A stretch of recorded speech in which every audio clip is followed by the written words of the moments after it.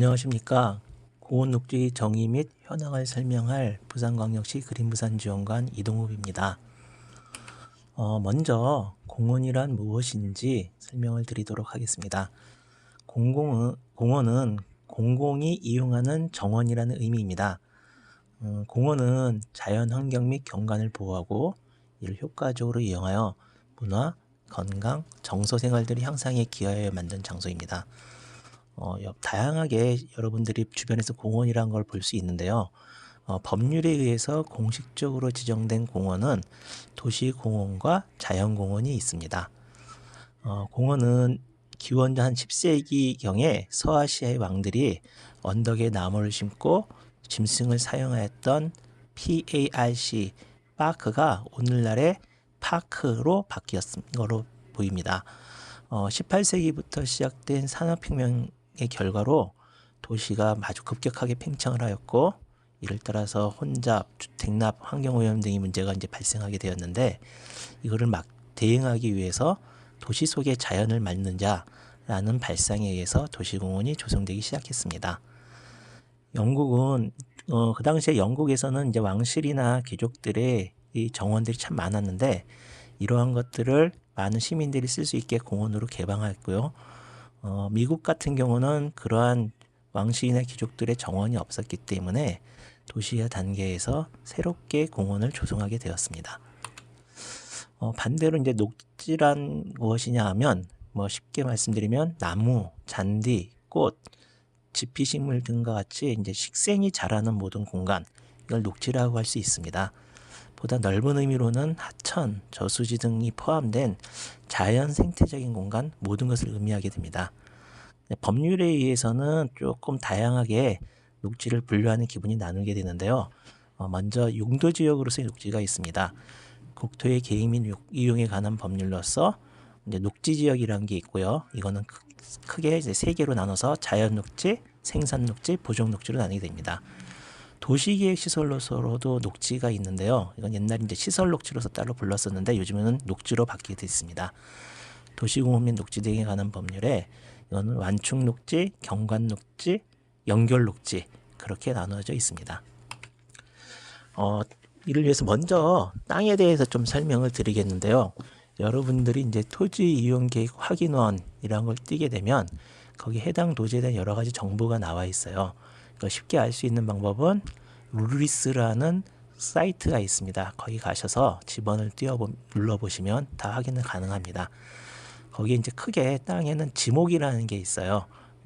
지목은 뭐냐 하면 토지의 현재 이용 상태에 따라서 표시를 한 겁니다. 현재 어떻게 쓰고 있느냐. 그래서 지목은 쉽게 전, 답, 임야, 대지, 공원 이렇게 한 28개로 되어 있고요. 지목에 의해서 또 공원이라고 표시된 것들이 있는데, 아까 공원의 여러 분류 중에서 이거는 도시공원만 해당되는 사항이 되겠습니다. 이거 말고 좀 밑에 보면은 지역지구란 말이 있는데, 지역지구는 토지의 효율적 이용 및 관리를 위해서 다양한 개별 법률로 지정되는 사항입니다. 그래서 법률에 의해서 이제 지역지구가 여러 종류가 있는데, 거기에 따라서 허용하는 행위의 내용, 가능한 내용과 그다음 규제 사항들이 조금씩 틀립니다. 그래서 보셔가지고 어느 법에 관련된 지역 지구인지를 확인해 보시면 이 땅에서 뭐가 가능하고 뭐가 안 되나 이런 것들을 알 수가 있습니다. 용도 지역에 대해서 이제 다시 한번 말씀을 드리면, 토지 용도 지역엔 이제 국토의 계획 및 이용에 관한 법률에 의해서 우리나라의 이제 거의 모든 땅들은 용도 지역이 지정돼 있어요. 그래서 마음대로 이렇게 내 땅이니까 내가 마음대로 할 수 있다. 그게 아니라 땅을 효율적으로 사용하고 그다음에 공공의 복리를 증진하기 위해서 토지의 용도를 구분하고 거기에 맞게끔 여러분들이 건물을 짓거나 할 수 있게 되어 있습니다. 그래서 이제 땅은 이제 모든 국토는 크게 4가지로 나누는데요. 자연환경 보전지역, 그다음에 농림지역, 그다음에 관리지역, 도시지역 이렇게 4개로 나눕니다. 그 안에서 이제 관리지역은 이제 자연환경 보전지역 조금 더 가까운 관리지역은 보존관리지역, 농림지역이 좀 가까우면 생산관리지역, 도시지역에 가까우면 계획관리지역 이렇게 또 3가지로 나눠지게 되고요. 도시지역은 주거지역, 상업지역, 공업지역, 녹지지역 그렇게 4가지로 분류를 할 수가 있습니다. 용도지역 아까 말씀드렸듯이 주거지역, 상업지역, 공업지역, 녹지지역은 조금 더 세분이 되는데요. 주거지역은 제1종 전용, 제1종 일반, 뭐 2종 전용 일반 주거, 뭐 준주거 이렇게 식으로 나눠져서 이렇게 세부적으로 다시 한번 나눠지는데 거기에 맞춰서 지정된 목적에 의해서 그 건물 어떤 건물을 지을 수 있고 건폐율, 용적률을 지을 수 있어요. 그러니까 여기서 이제 건폐율이란 뭐냐면 내가 땅이 있으면 땅에 모든 땅을 다 건물을 지을 수가 없어요. 그래서 건물 안에 일정 부분만 건물을 지을 수 있는데 그게 이제 건축의 바닥 면적이라고 그러죠. 그래서 대지 면적분의 건축 바닥 면적 이것이 건폐율이 되겠습니다. 용적률은 뭐냐 하면 건폐율이 위로 쭉쭉쭉 내가 2층, 3층, 4층, 5층 올라갈 때마다 쭉쭉쭉 다시 올라갈 수 있겠죠. 이제 이런 것들을 건축의 각 층의 바닥 면적을 쭉 합치면 그게 지상 연면적이 되고요. 그 대지 면적분의 지상 연면적이 용적률이 됩니다. 그래서 예를 들면 제1종 전용 주거지역이다 그러면 건폐율은 50%, 용적률은 100%를 넘겨서 지을 수가 없어요. 내가 만약에 이제 쉽게 설명드리면 내가 내 땅이 100제곱미터였으면 50제곱미터만 건물을 지을 수 있고요. 50제곱미터의 제곱미터의 건물을 지었다면 용적률 100%니까 2층까지 뿐이 못 짓는 겁니다. 쉽게 생각하시면 그렇게 생각할 수 있으면 되겠어요. 그 중에서 이제 녹지 지역은 다시 아까처럼 자연 녹지, 생산 녹지, 보존 녹지로 나눠지고 거기 안에서 있는 행위 제한은 표와 같다고 보시면 되겠습니다. 도시계획시설은 뭐냐면 용도지역으로 아까 쭉 나눠준 것 중에서 특별하게 도시 기능유지와 공공을 위한 이용을 위한 기반시설로 도시 모든 땅이 다 도시계획시설 지정되는 게 아니라 많은 도시민들이 공동으로 이용하는 땅에 한정해서 도시관리계획이라는 절차를 통해서 결정하고 설치하게 되어 있어요. 그래서 일단 이렇게 도시계획시설로 결정이 되면 토지 소유자는 해당 목적 이외에는 쓸 수가 없습니다. 한마디로 내 마음대로 내가 건물을 지을 수는 없게 되는 거죠. 그래서 이런 그거를 지정한 기간 안에서는 이제 강제로 토지 수용이 가능합니다. 그래서 아까처럼 도시계획 시설을 설치할 수 있게 되고요. 반면에 이제 이렇게 지정만 해놓고 못하는 경우가 많았어요. 오랫동안 지정을 해놓고 토지 소유자는 아무것도 못하는데 사지도 않고 수용도 안 하고 사지도 않고 그렇게 방치하니까 이제 법을 바꿔서 결정 후 20년 이내에 이제 조성을 해야 됩니다. 아까처럼. 그런데 이제 20년이 경과할 동안 사지를 않아요. 수용도 안 하고 그냥 있다면은 20년이 경과하면은 그냥 바로 지정한 걸 해제하고 개인 토지 소유자는 자기 원하는 걸 자기 할 수 있는 용도 지역에 맞게 할 수 있는 걸 하게 되어 있습니다. 이것이 이제 일몰제 도시계획시설, 장기 도시계획시설, 미집행 도시계획시설 일몰제라는 겁니다. 도시계획시설은 모두 46개가 있는데 이 중에서 우리가 도로, 철도, 여러분들이 아는 도시계획 다양한 시설들이 다 도시계획시설로서 정리되어 있습니다. 이 중에 도시공원과 녹지, 유원지 이런 것들이 공간시설로서 도시계획시설로의 하나라 이렇게 생각하시면 되겠습니다. 자, 그러면은 공원 녹지는 좀 다양한 종류가 있어요. 아까처럼 도시계획시설로서의 공원이 있는가 하면 여러분들이 쉽게 하면 낙동강변에도 공원이라고 하는 것들이 있고 참 종류가 많이 있습니다. 그래서 어떠한 것들이 있나 설명을 드리겠습니다. 도시공원은 크게 이제 도시공원과 녹지가 있는데 도시공원 다시 생활권 공원과 주제공원으로 나눠져요. 생활권 공원이라 하면 우리 쉽게 많은 일반적으로 갈 수 있는 권역마다 공원을 배치해야 한다는 생각에서 만들어진 겁니다. 그러니까 어린이 공원은 유치거리가 250m다 그래요. 그러면은 그러니까 우리 지역에서는 500m마다 어린이 공원 하나씩 있어야 된다. 그리고 500m마다 있는 것이 다 그냥 어린이 공원 아무거나 될 수 있는 게 아니라 1500제곱미터 이상이라는 면적이 돼야지만 어린이 공원이 될 수 있어요. 그 다음에 1km 이상, 유치거리가 500m니까 1km마다 하나씩은 근린생활권, 근린공원이라는 것이 놓여지게 되고, 그러니까 동 단위로 하나, 구 단위로 하나 이런 식으로 권역별로 규모가 커짐에 따라서 각각의 공원들을 배치하게 됩니다. 이것이 생활권 공원이고요. 소공원, 어린이공원, 근린공원, 국가도시공원이 있습니다. 이거 말고 특별한 장소들도 공원으로 될 수 있어요. 그러니까 서울의 경복궁, 창덕궁도 공원이에요. 역사공원. 그래서 역사적인 시설물 이런 역사공원 또 어떻게 보면은 공원이 꼭 나무만 있을 필요 없다. 많은 문화적인 활동을 할 수 있으면 된다. 그것이 문화공원. 물가에 있는 거는 수변공원. 자, 여기서 낙동강 하천에 있는 고수부지에 있는 공원, 그 다음에 온천천에 있는 공원은 수변공원이 아닙니다. 그건 하천입니다. 그 옆에 별도로 도시계획 시설로 정한 것들이 수변공원이 있고요. 우리 일반적으로 아시는 공원묘지라는 것도 묘지공원으로 지정되어 있고, 그 다음에 체육공원, 도시농업공원, 그 다음에 우리 시 조례로 가로공원, 노인친화공원, 반려동물공원 같은 게 있습니다. 이 공원이라고 하면 녹지에다가 사람들이 이용하는 게 플러스되어 있다고 보시면 되고요. 순수하게 녹지 중심으로 뭐 산책로 이외 말고는 특별하지 못하게 되는 것들이 이제 녹지라고 할 수 있는데, 녹지는 완충녹지하고 경관녹지하고 연결녹지라는 게 있어요. 완충녹지는 공해 사고 재해 방지를 위한 건데, 쉽게 말씀드리면 공단 주변이랑 철도나 도로변에 설치되는 게 완충녹지다. 보시면 되겠고요. 교차로 주변에 좀 예쁘게 만들어야 되는 녹지대들을 말하는 경관녹지. 그 다음에 지금같이 공원이랑 뭐 하천이랑 산지를 쭉 연결하는 그런 선형의 녹지들이 필요하겠다 해서 만들어주는 것이 연결녹지가 되겠습니다. 도시공원과 녹지는 도시계획 시설인데, 그러니까 아까처럼 오래된 보수다 수용을 할 수 있고 수용 못하면 해제가 되는데, 이거 말고 구역으로서 또 할 수 있는 게 자연공원 구역이라는 게 있어요. 이거 내용은 뭐 쉽게 말씀드리면은 GB 그린벨트 개발 제한 구역인데, 그거와 좀 유사하다고 생각하시면 될 것 같습니다. 그거 말고 또 있는 유사한 개념으로 뭐가 있냐면, 이제 첫 번째 유원지가 있고요. 유원지는 공원과 조금 차이점이 뭐냐면 조금 더 상행위가 좀 자유롭다 이렇게 생각하시면 될 것 같아요. 유원지, 그 다음에 하천, 저수지도 공원의 한 종 녹지와 유사하다고 볼 수 있고요. 광장, 우리 시에는 송상현 광장 같은 거, 부산영합광장 같은 것도 있습니다. 그다음에 자연공원이 있는데, 자연공원 아까 말한 도시공원이랑 자연공원 구역과는 틀려요. 그건 법이 틀립니다. 자연공원법에 의해서 만든 거고요.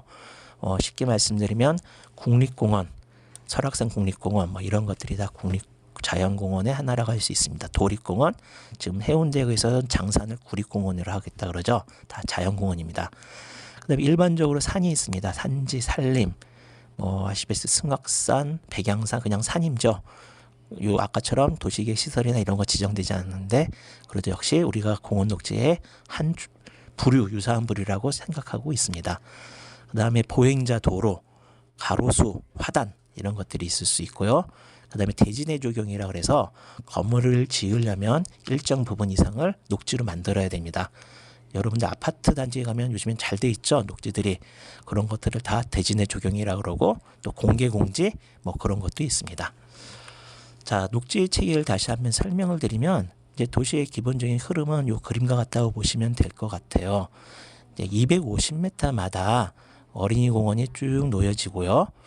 좀 크게 이제 500m 유치거리마다 1km마다 500m 유치를 가져가서 근린생활권 근린공원, 그 다음에 좀 더 큰 범위로 도보권 근린공원, 좀 더 아주 큰 범위로 도시지역권 근린공원이 있고요.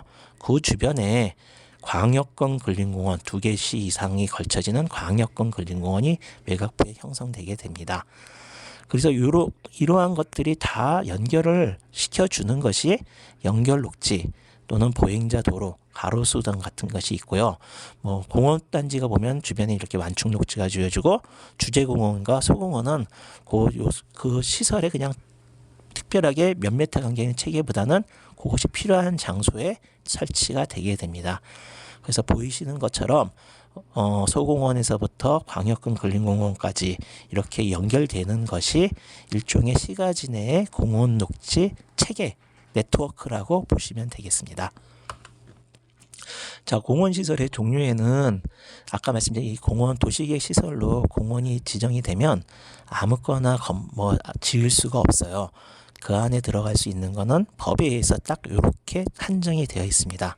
조경시설, 휴양시설, 유의시설, 운동시설, 교양시설, 편익시설, 공원관리시설, 도시농업시설, 그 밖에 뭐 장사시설이나 이러한 시설들, 이런 것만 공원의 설치가 가능하고, 여기에 해당되지 않는 시설물들은 공원 내에 설치할 수가 없습니다. 그런데 아까처럼 모든 공원이 공원별로 아까 말했던 모든 시설을 다 설치할 수 있는 건 아니에요. 공원에 아까처럼 종류가 나눴기 때문에 공원의 그 종류별로 각각에 들어갈 수 있는 시설물 또한 정리가 되어 있습니다. 그 다음에 마구 지을 수도 있지 않아요. 그러니까 시설 면적률이라 그래서 공원 전체에 이런 시설을 다 넣는 게 아니라 일정 면적 이상의 녹지 공간은 유지하고 있어야 됩니다. 그러니까 소공원이 아까 지금 보시면 시설 면적물 20% 이하 이렇게 써 있죠. 즉 소공원 안에는 80%는 녹지로서 보존을 하고 20% 정도만 시설을 설치할 수 있습니다. 그러니까 소공원에는 막 안엔 또 이런 조경시설에서나 휴양시설로는 긴 의자 정도, 유의시설, 체력 단련 시설, 아주 작은만 10평 정도의 도서관, 그 다음에 음수전 공중전화, 관리시설 요 정도만 설치할 수 있지 나머지 시설물들은 소공원에 설치할 수가 없어요. 그 다음에 또 건폐율이라는 게 있는데 건물을 또 마음대로 지을 수 없습니다. 소공원은 5% 이내, 즉 전체 면적의 건물이 차지할 수 있는 면적은 5% 정도만 차지할 수 있다. 이렇게 보시면 되겠습니다. 그래서 이 공원별로 생활공원과 주제공원별로 시설 면적률, 건폐율, 설치 가능한 시설들이 보시는 것처럼 다 다르고 그것들이 해당되는 것만 가야지만 이 공원으로서의 자격을 유지한다. 이렇게 생각하시면 되겠습니다. 자, 그래서 여러분들이 많이 보시면 산이 있어요. 부덕산이랑 엄강산 동구에 있는데 다 나무가 울창하지만 하나는 산이고 하나는 공원이에요. 중앙공원. 그래서 이거는 왜 그럴까? 아까처럼 중앙공원에는 우리가 공원으로 만든 자가 하면 엄강산 이런 지역에는 우리 시가 살 수 있는 권한이 부여가 됩니다. 그래서 사서 공원으로 만드는 거예요. 그래서 수용권이 되고 그러면은 그 샀기 때문에 그 안에 시설들은 마음대로 설치할 수 있는 게 아니라 아까 시설 같은 것만 설치할 수가 있습니다.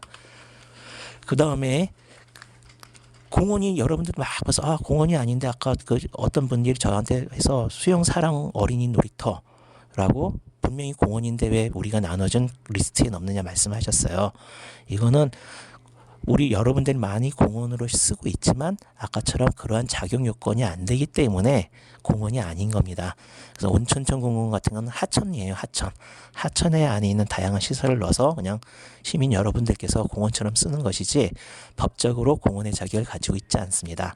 수영강의 사랑 어린이 놀이터도 이건 아동 복지시설로서의 어린이 놀이터이지 어린이 공원이 아닙니다.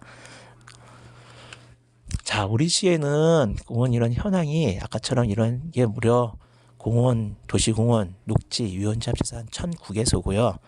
면적이 65제곱킬로미터 정도 됩니다. 그래서 조성률은 우리가 그 1인당 면적으로 치면 결정 기준은 13.53제곱미터고 결정만 하는 게 아니라 이제 실제로 보상을 해서 공원으로 만든 거는 1인당 6.11제곱미터 정도 됩니다. 근데 이거는 지금 자료가 2020년 1월 1일 자료라서 우리가 아까 일몰제 얘기 드렸죠. 20년이 경과하면은 자동으로 실효가 되는 게 돼 있었습니다. 일몰제가 올 2020년 6월 30일자로 됐기 때문에 실제적으로 지금 현재 좌표는 많이 줄었어요.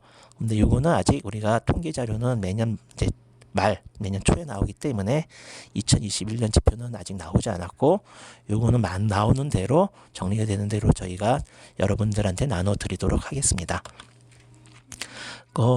2030 이게 공원녹지 기본계획도입니다. 이거는 10년 전에 2020년에 저희가 수립을 했고요. 2010년에 수립을 했고요. 그때 우리가 20년을 바라보고 우리 부산시의 공원녹지 측을 만들어 놓은 겁니다. 기본적으로 이 당시에 기본 개념이 뭐냐면은 산지축과 하천축을 만들고 이걸 서로 연결하자 그런 개념이었어요. 그래서 부산이 갖고 있는 그 5개의 산지축이 있습니다.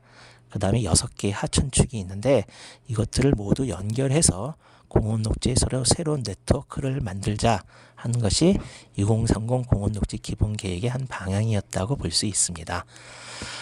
그럼에도 불구하고 지금 우리가 이 아까 2010년에 했는데 10년이 지난 현재에도 사실 뜻대로 된 부분이 없었어요. 현재 우리 시가 갖고 있는 도시계획 형편은 이 소명과 같습니다. 기본적으로 시가지 내에 공원녹지가 절대적으로 부족한 상태입니다. 그래서 장기적으로 이제는 우리 부산시의 공원녹지 체계를 공원 시가지, 그러니까 여러분들 생활권에 깊숙이 파고들 수 있도록 실핏줄처럼 연결할 수 있는 구조로 만들고자 합니다. 그래서 지금 이게 좋은 사례는 아니지만 에코델타 시티만 보더라도 시가지가 초록색이 주거지와 잘 섞여 있는 걸 볼 수가 있죠. 왼편과는 전혀 다른 모습입니다. 그래서 100년을 위한 도시구조를 재편하기 위해서 새로 만드는 공원녹지기획 2040부터는 좀 100년을 위한 도시구조를 재편하고자 하는 발상으로 접근을 하고자 합니다. 그래서 우리 공원녹지 시민계획단에 계신 많은 우리 단원 여러분들께서 푸르고 아름답고 살기 좋은 부산을 만들기 위한 다양한 제안을 해주시기를 기대하겠습니다. 코로나 때문에 여러 가지 행사가 조금 미진한 면이 있었는데 빨리 이 사태가 종료가 돼서 여러분들과 진지하게 토론을 많이 했으면 좋겠습니다. 감사합니다.